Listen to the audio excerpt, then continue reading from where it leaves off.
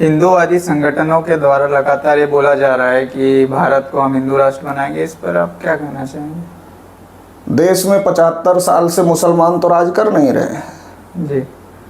75 साल से देश में जिनको हिंदू कहा जा रहा है वही लोग राज कर रहे हैं, और हिंदू के नाम पर ब्राह्मण राज कर रहे हैं। लोहिया जी ने एक किताब लिखा, हिंदू बनाम हिंदू।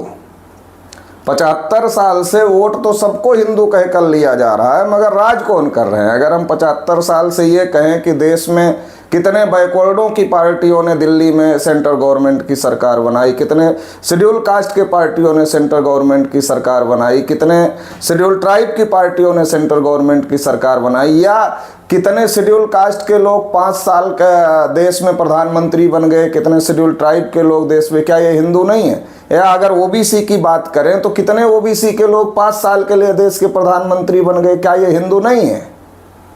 एक नरेंद्र मोदी को प्रधानमंत्री बनाया गया, कहा गया ये ओबीसी है, मगर नरेंद्र मोदी तो बाद में ओबीसी में शामिल हुए, पहले ओबीसी में उनकी जाति थी नहीं, और वो ओबीसी में शामिल हुए। नरेंद्र मोदी जी ओबीसी अपने को कहते भी हैं और देश के प्रधानमंत्री भी हैं, मगर देश में जानवरों की गिनती हो रही है, ओबीसी की नहीं हो रही है। तो ओबीसी के नाम पर वोट बटोरने का काम चल रहा है और ओबीसी के विरोध में फैसले किए जा रहे हैं।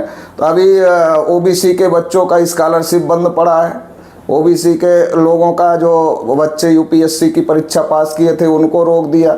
सबका साथ सबका विकास का नारा मोदी जी ने किया, मगर बजट में ओबीसी के विकास के लिए कुछ नहीं। अब बगैर बजट का विकास कैसे होगा, ये फार्मूला तो मोदी जी से पूछना पड़ेगा। तो सवाल ये है कि हिंदू राष्ट्र का प्रोपेगेंडा क्यों किया जा रहा है? फिर मैं वही बात कहना चाहता हूँ कि आरएसएस बीजेपी के लोग देश में एससी एसटी ओबीसी के लिए कुछ कर नहीं रहे हैं, उनके हक अधिकार के लिए कुछ नहीं कर रहे हैं। किसान, मजदूर, नौजवान, महिला, इनके लिए कुछ नहीं कर रहे हैं। बेरोजगारी चरम पर है, लोग बड़ी बड़ी डिग्रियां लेकर के पैदल घूम रहे हैं, उनके पास कोई रोजगार नहीं है। प्राइमरी एजुकेशन बुरी तरीके से चौपट है, हायर एजुकेशन, प्रोफेशनल एजुकेशन महंगी हो गई है। तो वो चाहते हैं कि हिंदू मुसलमान के नाम पर चुनाव जीता जाए, इसलिए वो हिंदू मुसलमान का प्रोपेगेंडा कर रहे हैं। वास्तविकता यह है कि देश की सत्ता और व्यवस्था पर 3.5% के ब्राह्मणों ने नियंत्रण किया हुआ है। आज़ादी से लेकर अब तक 75 साल में किसकी सरकार है? हिंदू के नाम पर ब्राह्मणों ने की पार्टियों ने सरकार बनाया। अगर हम जहाँ से देश चलता है, जहाँ से कानून बनता है, वहाँ ब्राह्मणों की पार्टियों ने सरकार बनाया। जहाँ से देश चलता है, जो अधिकारी हैं क्लास 1 क्लास 2 के, तो 80% के लगभग ऊंची जाति के लोग हैं, ब्राह्मण और तत्सम ऊंची जाति के लोग हैं।